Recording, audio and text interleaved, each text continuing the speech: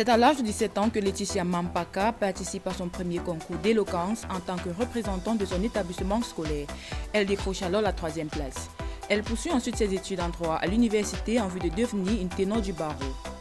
Elle devient par la suite membre de Toastmasters, organisation de prise de parole en public et de leadership, et elle remporte le titre de championne européenne d'éloquence. Laetitia Mampaka totalise 8 titres nationaux et internationaux. Elle participe en février 2020 à la 2e saison du Grand Oral, grand concours d'éloquence organisé par France 2, où elle terminera 3e.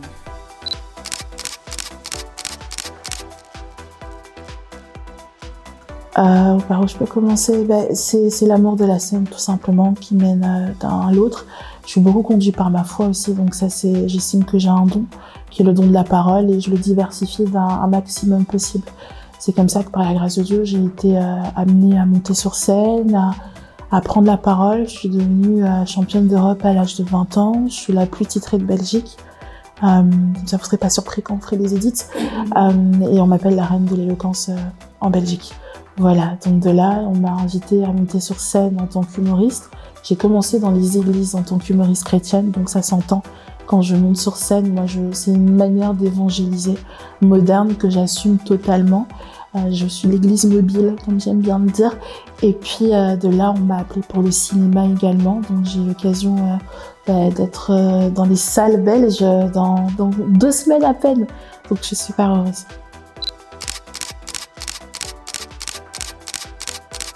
Quand on parle de dons, j'ai du mal à parler de dons dans tout ce qui est éloquence, parce qu'on peut apprendre à bien s'exprimer, à bien communiquer, mais quand il s'agit de la scène, ce qu'on me dit que je fais, je ne sais pas comment je fais pour le faire. J'ai été sur scène, on m'a toléré, j'ai continué. Oui, je me suis formée parce qu'on peut avoir quelque chose, mais il faut savoir l'aiguiser, il faut savoir le travailler.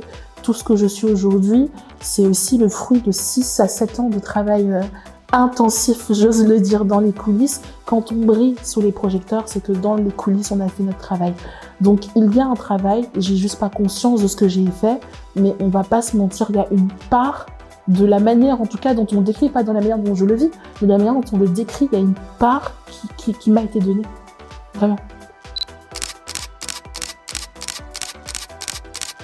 Je travaille tout le temps, je viens d'avoir ma première semaine de vacances. Ça veut dire répondre à quelques mails seulement en 3 ans, je crois. Donc, je pense que je travaille beaucoup. J'aime ce que je fais. Mes parents m'en parlent souvent. Ils me disent, à un moment donné, il va falloir arrêter un petit peu, diminuer la cadence. Mais j'ose croire que c'est pas le temps pour moi de me reposer. On peut avoir des temps de repos, mais la vie, elle est pas faite pour que je puisse majoritairement me reposer. Comme les gens disent, je me reposerai dans ma tombe. Je compte pas y rester dans ma tombe, c'est pas ça. Mais ce que je veux dire par là, c'est que c'est pas le moment. Moi, je pense que je suis dans la période où je dois capitaliser, maximiser. On peut pas avoir l'audace et l'orgueil de penser que les portes qui nous sont ouvertes aujourd'hui le seront toujours. Quand c'est ouvert, on passe et puis c'est tout. Et si de l'autre côté, on voit une autre porte ouverte, on passe.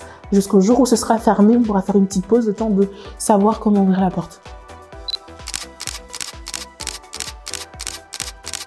En fait, en toute sincérité, j'ai conscience qu'ils sont là, mais je ne les ressens pas parce que je ne me focalise pas là-dessus.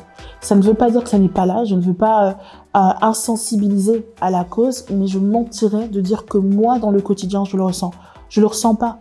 La mentalité que mon père m'a donnée n'est pas la mentalité de se focaliser là-dessus. Ça me ralentit, assurément. Assurément, ça me ralentit. Mon père me dit toujours, ma fille, avec ton talent, tu serais à un autre niveau si tu avais une autre couleur de peau, si tu avais un autre genre. Et ça, je le crois sincèrement, ça me ralentit. Mais ça ne m'arrête pas. Donc, je ne saurais pas dire qu'est-ce que j'aurais été si j'avais été quelqu'un d'autre. Je sais dire qui je suis aujourd'hui. Donc, est-ce que ça existe? Oui. Est-ce que je le subis? Oui. Est-ce que je le sens comme un poids au quotidien? Non. Maintenant, au fur et à mesure que j'avance, forcément, on sent les différences. Ça va commencer à être un poids de plus en plus. Parce que plus le talent est là, moins il y a de raisons de fermer des portes et plus ça devient évident du pourquoi, du comment. Mais une fois la vexation passée, moi, je pense à comment péter l'obstacle et passer, c'est juste ça. Je dirais que la vie est difficile, quoi qu'on en fasse, autant choisir une difficulté qui est productive. Entre moi, les gens parfois me disent oui, mais j'ai peur qu'on me critique. On t'insulte déjà dans ton dos. On t'insulte que tu sois perdante ou gagnante. On n'a pas besoin d'attendre que tu sois dans la réussite pour être raciste, grossophobe. Mettez le mot que vous voulez. On vous a déjà insulté. Avant même que vous naissiez, on a insulté tous les gens qui vous ressemblaient. Faut arrêter un petit peu avec le regard des autres. Ça existe, ça nous fait plaisir quand il est de notre côté. Mais ça ne doit pas nous arrêter quand il n'est pas du nôtre. Quelqu'un qui m'aime bien, quelqu'un qui m'aime pas, allez, au revoir. C'est aussi simple que ça. Pourquoi il faut se compliquer la vie, en fait? Fais ce que tu as à faire parce que devant Dieu, ce sera toi et toi seul, en fait. Donc moi, chacun son chacun. Je fais ce que j'ai à faire et on me donnera 1000 et un défauts, mais pas celui d'avoir essayé. Je dirais ne pas rentrer dans le piège de la visibilité. N'attendez pas que quelqu'un soit pour le pousser. On n'a plus besoin de vous à ce stade-là. On va être sincère. Et il peut y avoir de la rancœur après. On aide et on pousse et on accueille les gens qui étaient avec nous quand c'était encore question de foi.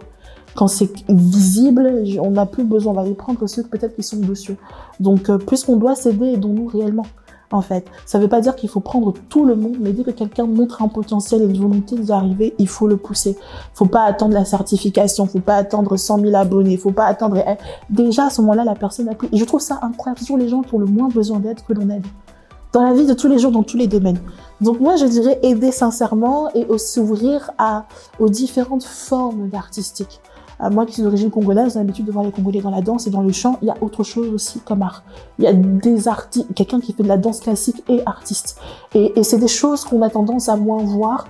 Moi, j'ai pu être confrontée à ça. Moi, avec mon français, au départ, c'était « Ah, toi, tu parles comme une blanche ». Aujourd'hui, ça devient « Comment on fait pour se former chez toi ?» Donc, il y a un décalage par rapport à ça. Faut pas attendre que les autres nous disent que ça a de la valeur pour que l'on comprenne que ça en a. On est une âme d'artiste. Franchement, moi, je suis fière. L'Afrique a un cœur d'artiste. Il est temps qu'on mette les structures en place pour respecter nos artistes. Ça me fait mal au cœur quand je vois des gens qui nous ont fait vibrer sur des générations dans le monde entier, qui se mettent sur YouTube pour demander de l'argent pour leurs médicaments.